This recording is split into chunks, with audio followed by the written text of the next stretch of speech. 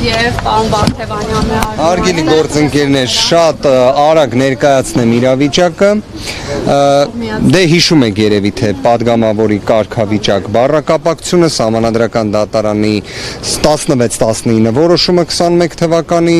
այդ ամենը ինչքան ներկայացրել էինք ձեզ, դրա կրկնապատիկը ներկայացրել էինք Կենտրոնական ընտրական հանձնաժողովում նիստի ընթացքում, դատախազության կողմից բովանդակային հակափաստարկում չէր ներկայացվել, Կենտրոնական ընտրական հանձնաժողովը վերադարձրել է նշված միջնորդությունը, այսինքն խափանման միջոցի հարց կալանքի կամ տնային կալանքի Նարեկ Կարապետյանի դեպքում տեղի չի ունենալու։ Ուզում եմ բոլոր դեպքերում արձանագրել, որ նախորդող որոշումն էլ մեր գնահատմամբ եւս պետք է վերադարձվեր, որովհետեւ դրա մեխանիզմը չկար, ինչևէ։ Ամենահավանական կանխատեսումը նա է, որ առաջիկայում կլինի Նարեկ Կարապետյանին մի խայտառակ, ապօրինի, աբսուրդային մեղադրանքի առաջադրման գործընթաց եւ ավելի նվազ խափանման միջոցի ընտրության գործընթաց, որի հնարավորությունները ունեն ըստ էության։ Այսինքն կալանքի միջնորդությունը առհասարակ չեն քննարկել իրենք, թե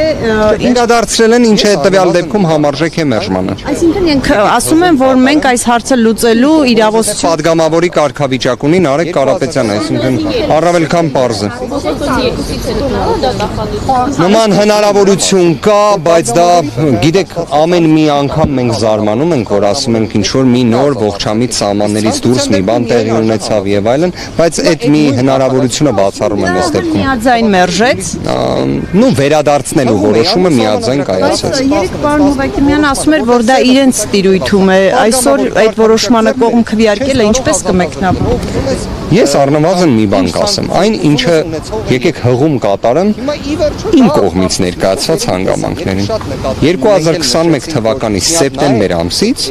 սեպտեմբեր չէ, օգոստոս ամսից ես խոսում էի նրա մասին, որ падգամավորի վկայական ստացած անձին չի կարելի կալանավորել, իսկ կալանավորելու դեպքում պետք է ազատ արձակել, իսկ ցանկության դեպքում միայն արժե համաձայնության։ Հիմա այդ նույն նախադասությունը ասում է 2026 թվականի հուլիսի 21-ից, ճիշտ է։ Հղում էի անում Սահմանադրական դատարանի 16-19 որոշմանը, որտեղ սևը սպիտակին գրված է, падգամավորի կարգավիճակ ձեռք բերեց, չես կարող ազատազրկել, ով ուզում ես կամ ինչ ցանկություն ուզում ես ունեցող է եղիր։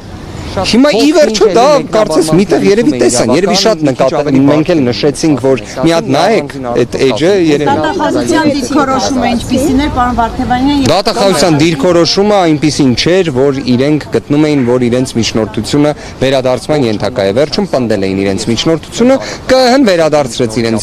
միջնորդությունը, հետևաբար խափանման միջոցի հարց չենք ունենա, բայց իմ համար ինչն է կարևոր, որ հիմա ընդգծենք։ Այն փաստը, որ մեղադրանք առաջադրելու գործընթացի վերաբերյալ ԿՀ համաձայնությունը եղավ, դա մեզ համար նույնչափ անընդունելի է, ինչպես ի սկզբանե նշում էինք։ Ինչու, որ դա էլ կալանք չի, պարոն Վարդևանյան։ Շատ փոքր-ինչ էլի մեկնաբանման տիրույթում է իրավական, մի քիչ ավելի բարդ կլինի նշվածը ներկայացում, մի առանձին առիթով կասեմ, իմ գնահատմամբ դա եւս պետք է վերադարձվեր։ Իսկ պարոն Վարդևանյան, իրանք ասած կամ մերժվեր։ Այս նույն միջնորդությունը, դատախազությունը հայտնի դարձավ կտանի ազգային ժողովը։ Ողջ համատության սահմաններում ես չեմ կարող կանխատեսել, թե ինչ նոր իրավական աբսուրդներ կտեսնենք կամ Նարեկ Կարապետյանի նկատմամբ հետապնդումների, աբսուրդային միջամտությունների ինչ նոր դրսևորումներ կտեսնենք, պարզապես կարող եմ ասել իրավական տեսանկյունից դրա